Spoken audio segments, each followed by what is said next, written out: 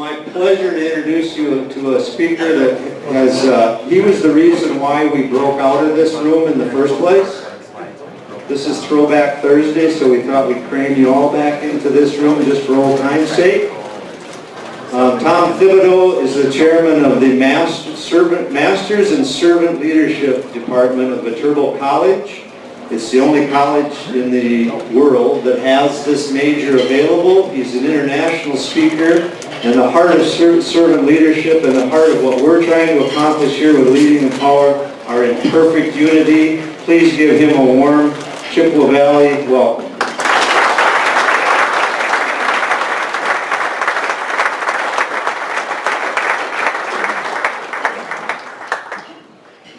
I think we all need to thank Keith and the Bread Men for initiating and sustaining this marvelous movement of men. Thank you so very much.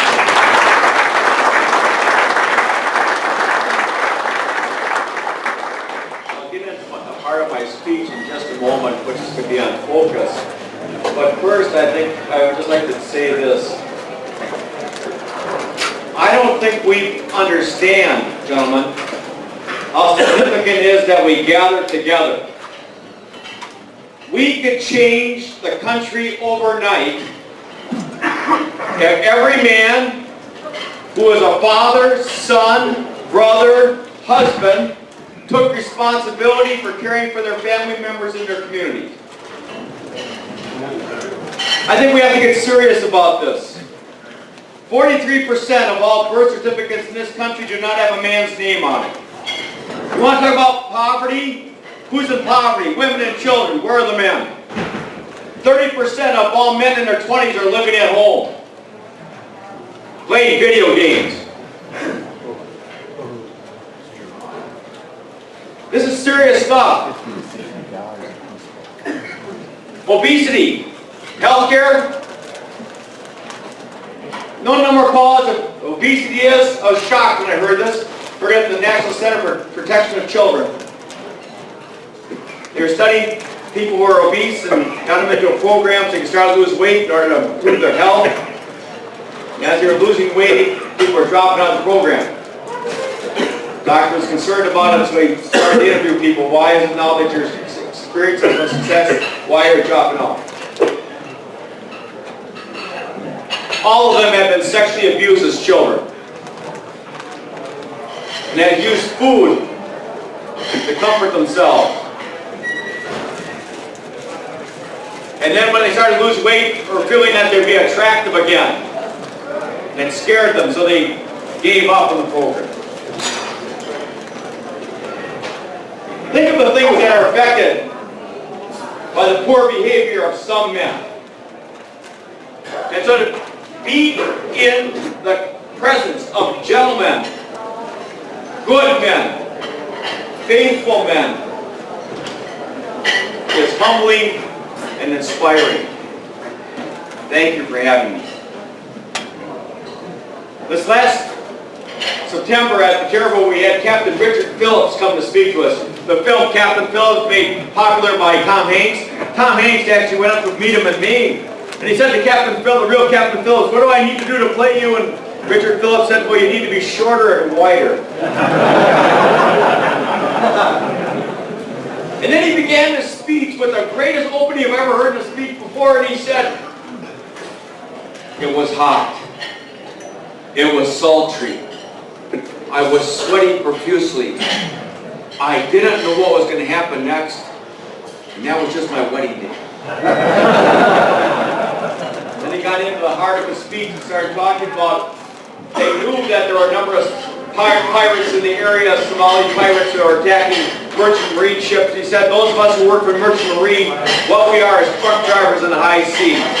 That's all we are, is truck drivers in the high seas. However, we're responsible for 95% of what you eat, wear, and use in a lifetime. And you think about all those people who do those kinds of jobs, who make our lives possible. He said, so we're prepared for what would happen in a crisis. Isn't that marvelous leadership? Preparing what would happen in a crisis. And what he was concerned about was his crew. He was there to serve his crew. So when they were boarded by Somali pirates, the crew all went down to a safe room on the hold of the ship, bottom of the ship, and then they were able to operate the ship from that place, and Phillips allows himself to be taken captive. He leaves his walkie-talkie on, and every place he's walking to on the ship, he's saying, yep, we're on the 3rd floor right now, this is where we eat. Oh, I see you all have AK-47s and enough ammunition. Why? Because when you're in crisis, what do you need? Information. And he's continuing to inform his crew as to what's going to take place, and what happened is that they had a plan, and they captured the captain of the Somali pirates. And then they were going to exchange the captain of Somali pirates for Phillips. He said, the first lesson I learned is never trust a pirate. He said, now they take me off my ship, he said, and I'm relieved. My crew is safe. My cargo is safe. My ship is safe. So now I have to figure out how to survive because I have an AK-47 pointing at my head.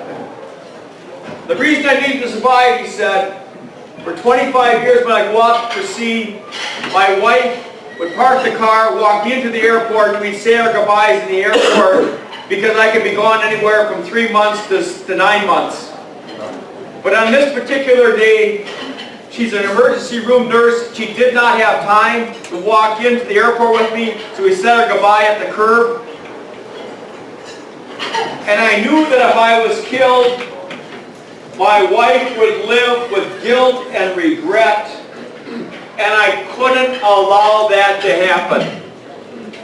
And he said this, I survived for love. And I would say to you, all of us, we survive and we thrive for love. That's the difference. A friend of mine was out for dinner with his father, and his father's 83 years of age, and his father had an episode, a heart attack, and he calls EMTs, and the EMTs get there. My friend is very well organized, and well, these are the 5 medications my father's on. He exercised this morning. I'm not exactly sure what he had for lunch. He was just having dinner, and he's going on and on, giving EMTs all this information about his father's health. And the EMTs said, whoa, sir, whoa, just a minute. If we don't get the heart right, none of it matters. So today, gentlemen, what's the condition of your heart? Is your heart in it? In your marriage, in your work, in your family? What are all the things you know by heart? The way in which you lead today, is it heartfelt? Are you still tender-hearted and warm-hearted? Do you have the courage to wear your heart on your sleeve and let other people know how you feel? How many of our friends and co-workers or colleagues now have become hard-hearted or cold-hearted? What's it like to run into somebody who's heartless? What's it like to see people whose heart's not in them any longer? What's really significant is this. Without having to mention all the maladies we could experience, how many people in this room are brokenhearted? The rabbis were asked a question, Rabbi, why do you tell us to put the Word of God on our heart rather than in our heart? The rabbi said, we tell you to put the Word of God on your heart so that when your heart breaks, the Word seeps in. Think of how many people that you will reach out to in this season who are brokenhearted.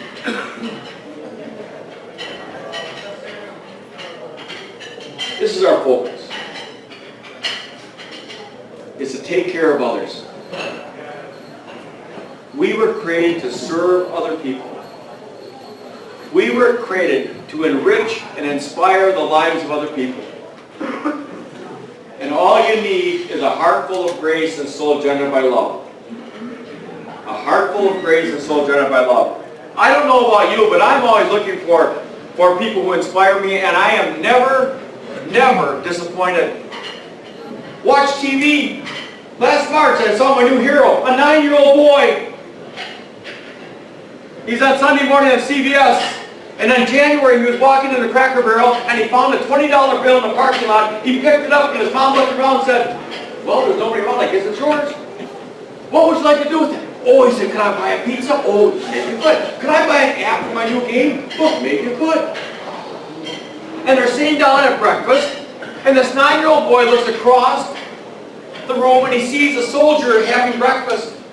And the 9-year-old boy takes his placemat, rips it in half, and he writes a note. Dear soldier, I found this $20 bill in the parking lot. I want you to have it. My dad was a soldier in Iraq. He was killed. Thank you for your service. Signed, a Gold Star child.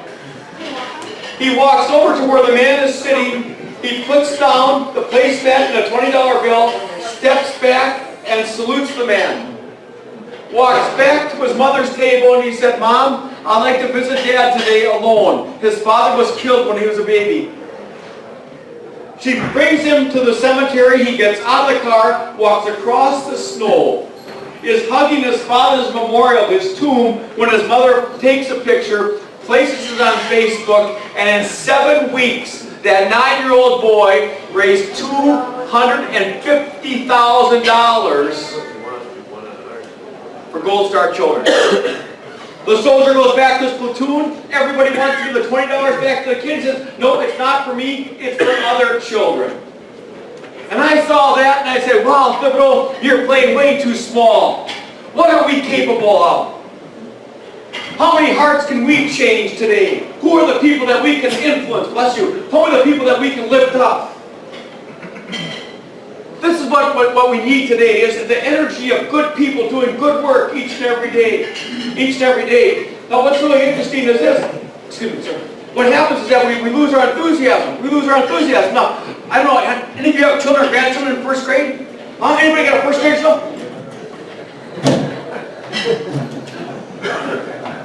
Tom. Dinosaurs. Tom, we're talking about numbers now. What about dinosaurs, Tom? Last time my mom, she was doing dishes and she started singing about Barney. 2nd grade, 3rd grade, 4th grade, 5th grade, 6th grade, 7th grade, 8th grade, 9th grade, 10th grade, 11th grade, seniors in high school.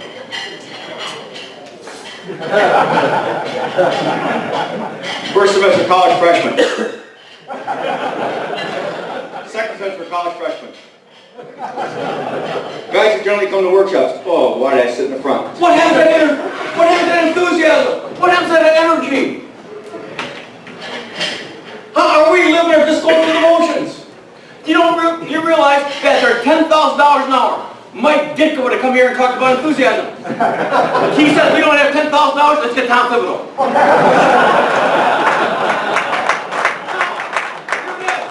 Why would Ditka get $10,000 to speak about enthusiasm to business people? Because he defines enthusiasm way which is supposed to be defined. Entheos. Entheos means to be full of God. Why would Ditka talk like that? Because the 1986 Bears had 9 ordained ministers on the team. Wow. There was a spirit there. Isn't it different? People who have a spirit, they're fully alive, they're leaking steam, they're engaged in the community. They're that 9-year-old boy who say to themselves, how can I make other people's lives better? This is what it's about for you and for I. That the new term for greatness is service. Service. How can I serve you? What can I do this day to enrich your life? Think about how many of our children would benefit from the service of good men who take an interest in their life. And yet, wherever I go, people just worn down. Worn down. People are exhausted. Exhausted. Isn't it amazing? Every one of our medical centers has a sleep disorder clinic. Do you realize you're more in danger of being hit by a driver driving tired than a driver driving drunk? We're working longer hours and further distances and trying to sell the commutes. When is it that most farm accidents take place? Fatigue, mental accidents, fatigue, manufacturing accidents, fatigue, hunting accidents, fatigue. People are just worn down and exhausted. If you fall asleep while I'm talking, don't worry, I'm a college teacher. I've talked to you for the last 3 weeks now. But it's amazing. You kind of get away from the office, you're sitting down, you're just exhausted. Just exhausted. You go on a quick trip, or anyone store, and what's right at the cash register? 5-hour energy. And now, 5-hour energy, extra strength. What's up with that? No, it just makes standing outside of a school. Kids are walking into school with 32 ounces of Mountain Dew or Red Bull. Coffee shops. People are exhausted. Women as a group are sleeping 1 hour a night less than they did 20 years ago in 1994. I told that to my wife. She said, you got to read a study. I didn't understand that. Why? What's taking place? The amount of caregiving that's taking place. Here's something that's rather shocking. Christmas is coming up. What percentage of the work do men do it for Christmas? 10, maybe? Yeah, and so, oh, we love Christmas, whatever. Who does all the work? Our wives.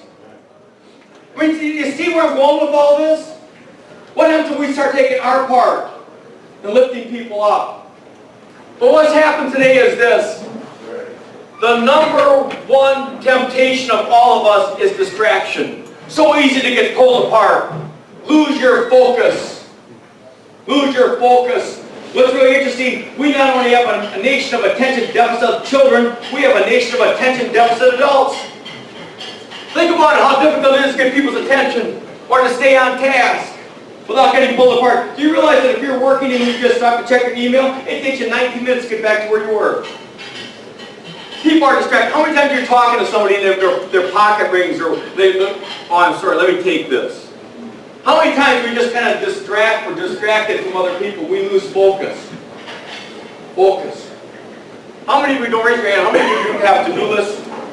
And then at the end of the day, the to-do list is longer and you never got anything done? What that's called actually, it drives you nuts. Naturally unfinished tasks. Not able to finish things because we've lost focus. Focus. Here's another acronym. Follow one course until successful. So the question is today as we come together for this wonderful lunch gathering, what's the focus of our life? What's the vision? Where are you leading your family and your community?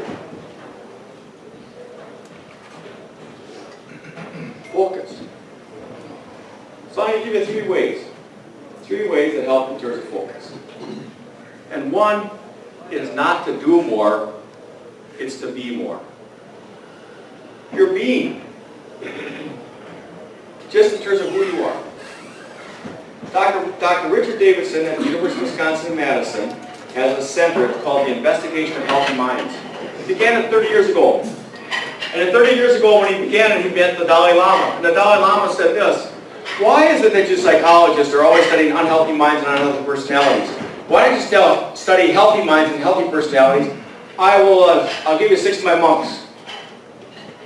So he began to investigate the minds of monks, people who meditate and pray, and found out through neuroscience that people who meditate and pray on a regular basis have more electrical activity, are healthier, have more energy, and are filled with more compassion. And they've done studies on this now for the last 30 years that people who meditate, who take time to reflect, more compassionate, more thoughtful, more energy, more creativity, more patience, lower blood pressure. We are human beings, not human doings. We are human beings, not human doings. So, just for a moment, what I'd ask you to do, close your eyes. Just close your eyes. And pay attention to the mystery of your own breath. Just allow your hands to rest in your lap. Pay attention to the mystery of your own breath, but breathing out and breathing in. And realize the next few moments, all you need to do is be. So much doing, so much providing, so much responsibility. And all you have to do right now is just to be. Pay attention to your thoughts. They'll wander off. Like a small puppy, they'll come back. Just pay attention to what you're thinking about, how you're feeling, and who you are. Pay attention to the mystery of your own breath, the breathing out and breathing in, and realize for the next few moments, all you need to do is be.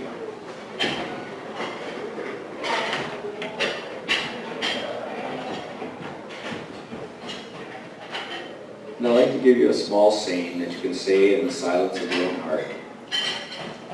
Be safe, be happy, be grateful.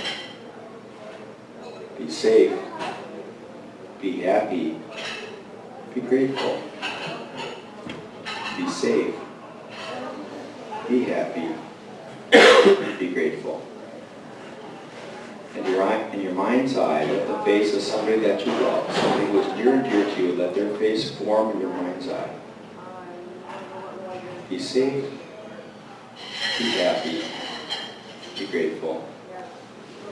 Be safe, be happy, be grateful.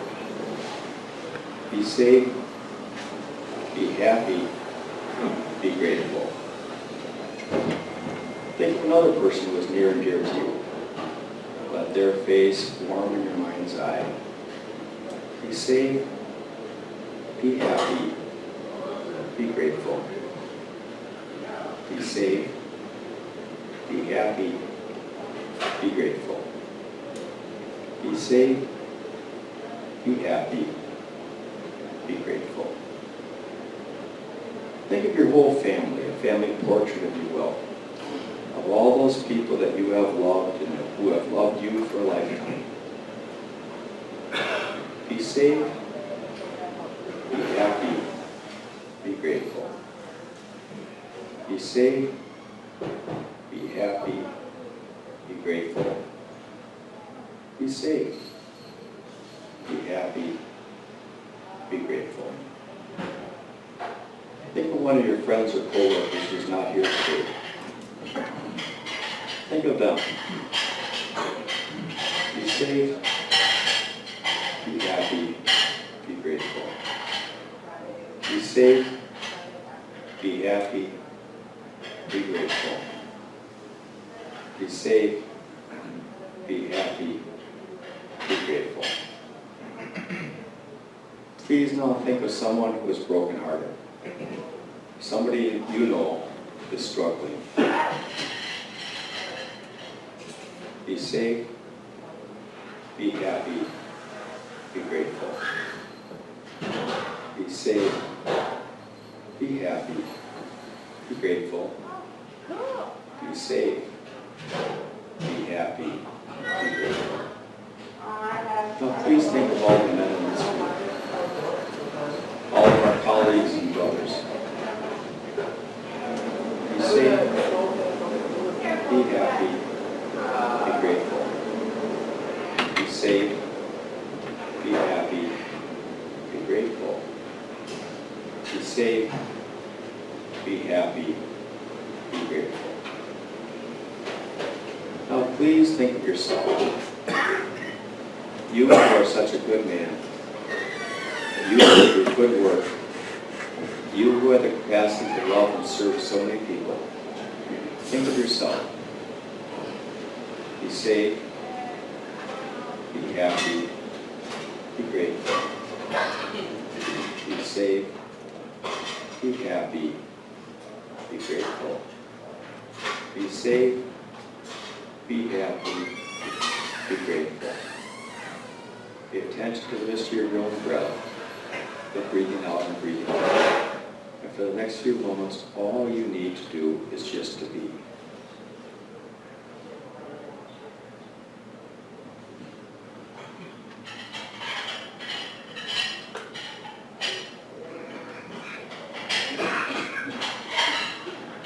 I'll call us back to this place on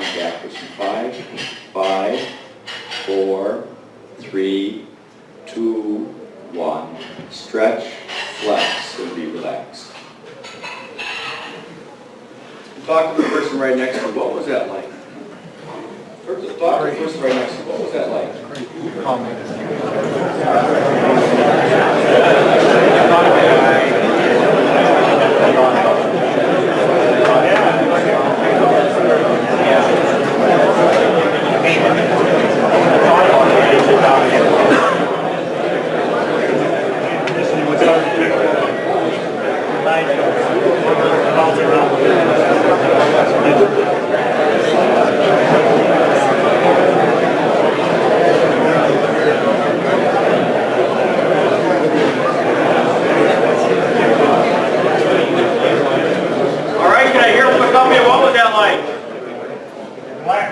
Relaxing. What else? What was that like? Enlightening. Pardon? Enlightening. Enlightening, refreshing, peaceful. I'm here to tell you, you don't have to have deer hunting just 4 days out of the year. Here's what happens if you spend time.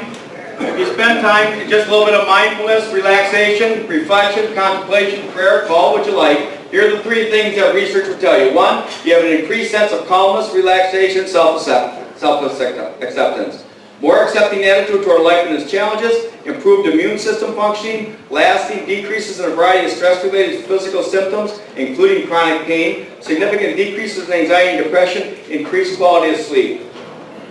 Where they're doing this at the University of Wisconsin-Madison, they're doing it with young children in school. Know what they're finding? Less behavior problems, better achievement. They're doing this with soldiers coming back with PTSD.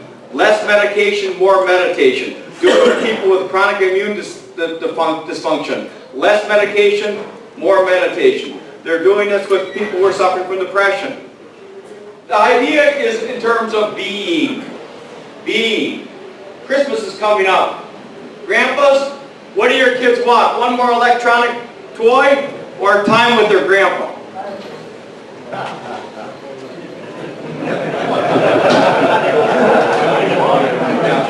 Well, with electronic toys, we got some work to do. What we're finding out in this book called Focus, the #1 best-selling book in business right now, the Hidden Driver of Excellence. Daniel Goleman has found out that those people who meditate on a regular basis perform at higher levels and they increase the level of service to other people. And what it also does, it increases your capacity for compassion.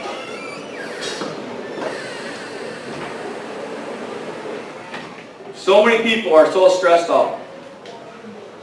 So many people are just exhausted.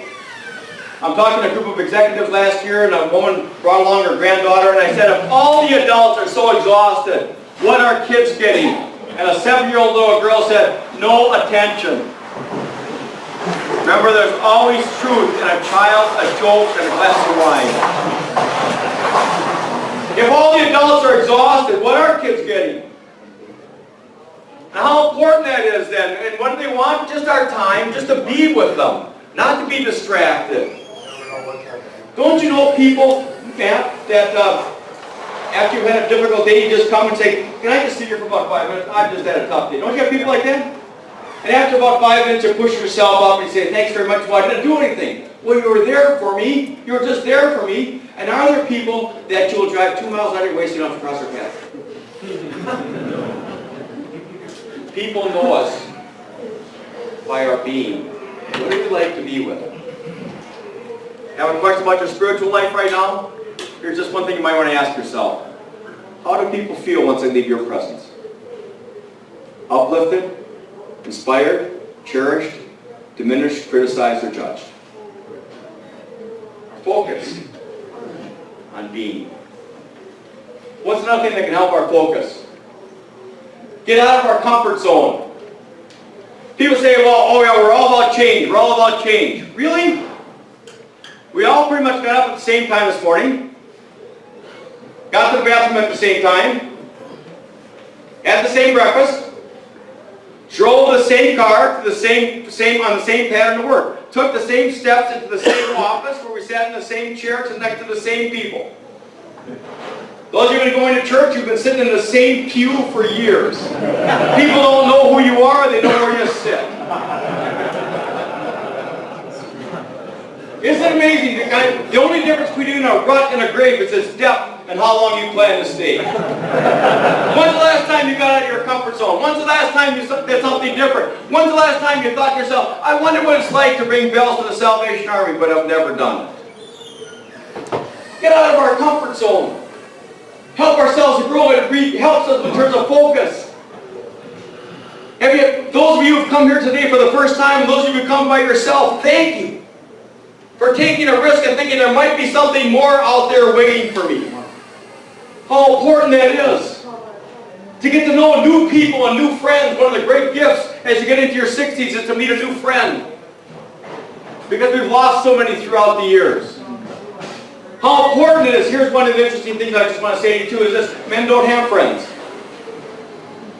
In a recent survey, when men were asked, if you had a crisis in the middle of the night, and you can't talk to your wife, who would you call? 85% of all men didn't have anybody.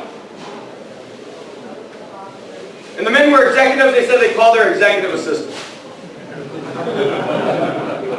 One of the things of getting out of our comfort zone is gathering together as men and becoming friends and say, what is it we can do for the common good? I don't know about you, but I get into a very comfortable routine, a very comfortable pattern. Go to the same tavern every Friday night. Of course, I own it. But, well, I'm one of 26 owners. It's a non-profit. We didn't think it was going to happen. We have music, and then people our age in our 60s, they come and they bring their own water bottles. Do you realize how difficult it is when you're not selling any alcohol to run a bar? But anyway, I'm up there one Friday, a year ago, last Friday night, last Friday, my brother comes up to me and says, I'm going to take Tom out to the farm. My wife says, go right ahead. I said, well, maybe I don't want to go. Oh, come on. He said, come on. It's about 10 below, and the moon is full, and he gets me in his truck, and we drive 20 miles out to his farm, and it's just beautiful, you know, with that full moon that's been out, and the snow is kind of glistening, and we go in, and we sit down, and he turns on his music, and then he picks up his guitar to show me how he's learning how to play guitar, and I'm painful, and I want to go to bed. And he goes and he gets my father's winter coat. My dad's been dead for 17 years. He gets his coat. He throws it. He says, put this on. I said, where are you going? Come on. We go out, and he goes in his barn, and he pulls out his tractor, turns it around, pounds up on the fender. Get up here.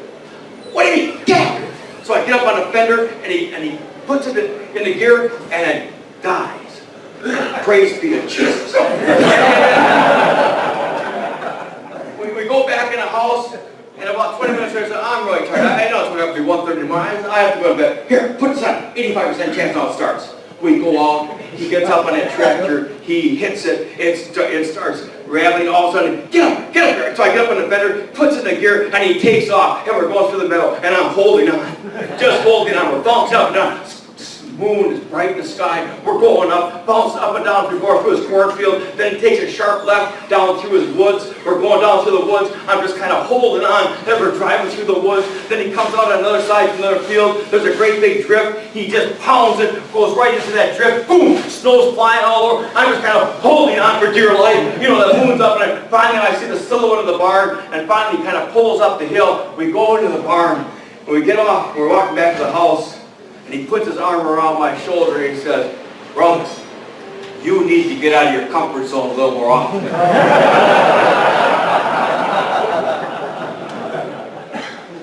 think we all do. I think the world's going to change. How about if some of you guys would write a Christmas card to a guy who's sitting in jail? A young man who thinks he has no future. What if you got a letter from one of you men who said, listen, I've been through some tough stuff. You'll get through this, and if you would like, I'd come to visit. What if you'd look out for a family in your church or your community, and you know they don't have much money for Christmas, and then you just took it upon yourself and say, well, listen, I think we can treat them. What if you'd reach out to somebody who you know is just kind of going through recovery and say, I have no idea what that's like, but I'd like to pray for you. All these different ways of getting out of our comfort zone. For the last 35 years, I've been working on problem homelessness and poverty. It's getting worse. And my thought is, it's not that people don't care about the poor. People don't know people who are poor.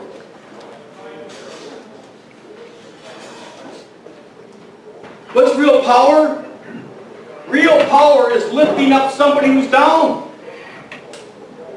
Real power is nutrient power. Real power is nurturing the dreams of other people. Do you know how kids get out of poverty? 2 ways. 1, if they have a particular skill, and 2, if they have an adult who really believes in them. There's no legislation that can do that. It's us. It's us. Take time to meditate, more compassion. Get out of your comfort zone. It'll lead you to places that you never thought possible. And 3, what is it that helps maintain focus? The rituals in our life. The ways in which we come together and celebrate. How many of you are deer hunters? How many of you got ready to go deer hunting on Friday at noon? There was a whole ritual, wasn't there? All of a sudden, here's November, you start checking in terms of the woods, getting your deer stand ready. There's a whole ritual, isn't there, in terms of where you, the clothes that you wear, what time you get up, what you have for breakfast, who goes along,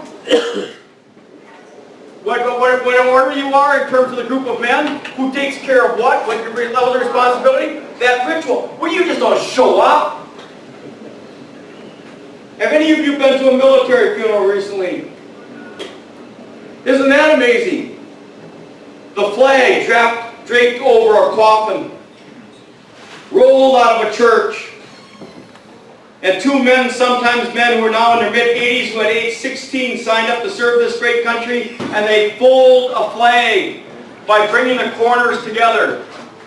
And they walk towards each other, one at a time, folding it into a perfect triangle. And then when they take that flag and they walk up to the widow, and take 2 steps backwards and salute. And there's a 7-gun salute. And all of those casings are picked up and put into a baggie and given to one of the children. Nothing is lost. Why? Because when somebody serves this country, they are worthy of the honor and ritual and reverence, so that we don't forget what's important. What are the rituals celebrating your Christmas? How will you gather the family together? How will you tell the next generation this amazing story? How will you share the love that's been shared with you? This has always been the traditional role of the father. In the Old Testament, what's the greatest gift a father can give his children and grandchildren? His blessing, his name. Esau has to steal it. Jacob has to steal it from Esau. The blessing. How important that is, and it happens in ritual. In ritual. I teach servant leadership. One of the things that we teach very clearly is this: in any organization, in any family, in any community, you can recognize the life of the community by the way in which they come together and celebrate. What are the rituals? What are the rituals? The bread men, rituals in terms of power tools. You'd be pretty upset next time you come up, they're giving out cakes and cookies. Rituals, the symbols. Packer Sunday, the rituals. But there's something more than deer hunting, Christmas, the Packers. It's our relationship with each other. We're teaching this, and one of my students at Viterbo was putting their hand on a piece of paper and tracing that hand and signing that hand, and everybody was signing a blessing for each person. And one woman took more time than anybody else. She wrote 2 lines of blessing to everybody. And it was rather incredible. It was like a high school yearbook where you had the names of everybody in the class and you had their handprint. And when you put your hand on their handprint, you knew that you were blessing them. And this good woman, the next day she drove back from LaCrosse to Iowa City and was hit and killed in a car accident. But everybody in that room had her handprint. Her ritual, she went to her church and she did prayer shawls. And And of course, as they're knitting prayer shawls, they're praying for the people that receive those. So people are giving a prayer shawl or helping them recover from heart, cancer, kidney. I go to the funeral, and after the minister gets done preaching, the women prayer shawl ministry come out and put prayer shawls around her husband, her children and grandchildren. And when they walked out, they were all covered in the love of that good woman. Here's what's really extraordinary. Her husband didn't like to get out of his comfort zone. He was retired. He let her get very active. 6 months after she died, he went to the church and he took every one of her roles. He took up every one of her commitments. He lived out his wife's vision. Power of ritual changes our lives. Changes our lives.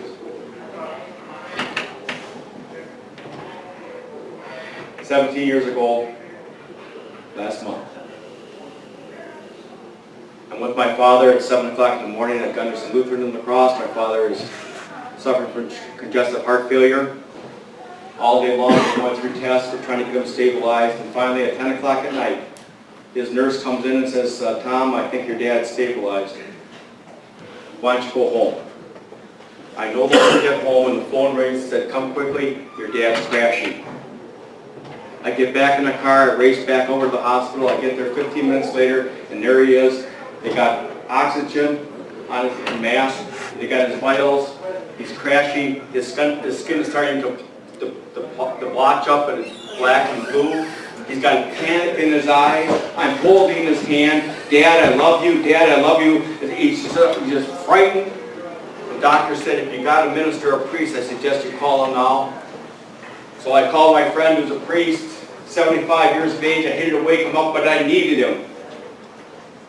And this man, 75 years of age, gets dressed, and at 11 o'clock at night, he comes over to the hospital, and he's wearing his Roman collar.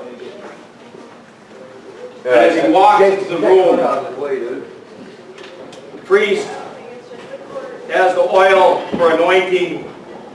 And my father sees the collar and he sees the oil. He's had a stroke. He cannot speak, but he responds in the only way he could respond.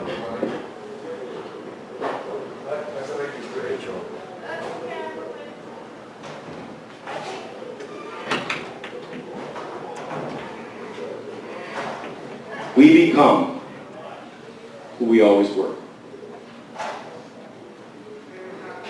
We are blessed, and therefore we are able to bless the lives of others.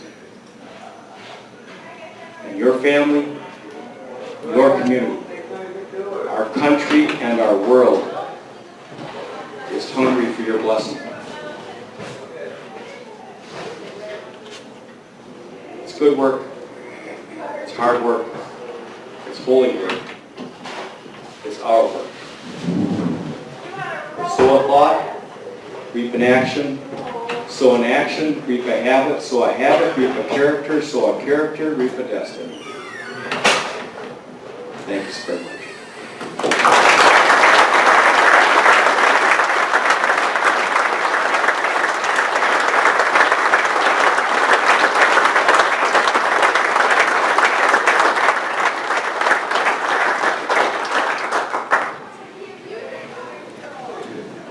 Thank you, Tom. This is the hardest part, is what to say next. I just wanted to remind you, next month we'll be in the main room, back to where you can spread out, pretend like you don't get along with each other. I just want to thank you at the end of the year for all that you have done to make Leading with Power possible. A reminder to take the posters and the invite cards and spread the word. One of the things that Tom and I discussed before the gathering was, he asked me what I've learned so far, and I've been in the best seat of the house. I haven't missed one of these. And what a blessing to have the speakers that we've had. But one of the things I shared with him that I want to share with you is is I am prompted by God to keep this fun, keep it simple, but to be willing to leave the 99 to keep looking for the one. And I think that's consistent with the message that Tom just gave us, that this is incredible that we are able to gather as men in this large number. But you know as well as I do, there are men in your life and in my life that need somebody to come alongside them, somebody to come next to them and let them know that there is this kind of hope and this kind of encouragement and this kind of energy. And you know, some of you are worn out because you've been inviting the same people for 8 or 9 times, but sometimes it takes 10 or 11. And what difference does it make? What does it really cost you? They're not judging you, they're not evaluating you. You know, lives are busy. And you just keep like the woman at the judge's door.